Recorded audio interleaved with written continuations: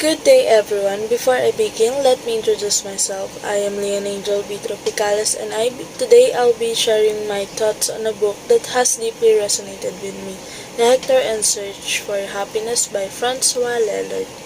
I chose this book because it offers a unique perspective on a topic that everyone can relate to, the pursuit of happiness.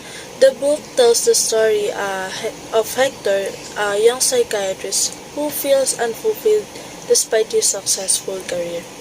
He determined to understand what makes people truly happy, and he embarks on a global journey, visiting different countries and meeting a variety of people, each with their own insight about happiness.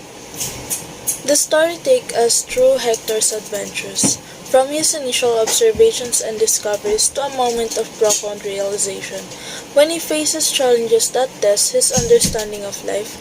As the story unfolds, Hector learns that happiness is not one-size-fits-all concepts but a combination of love, purpose, and gratitude. The ending leaves readers with a sense of hope and inspiration as Hector returns home wiser and ready to embrace life with a new perspective.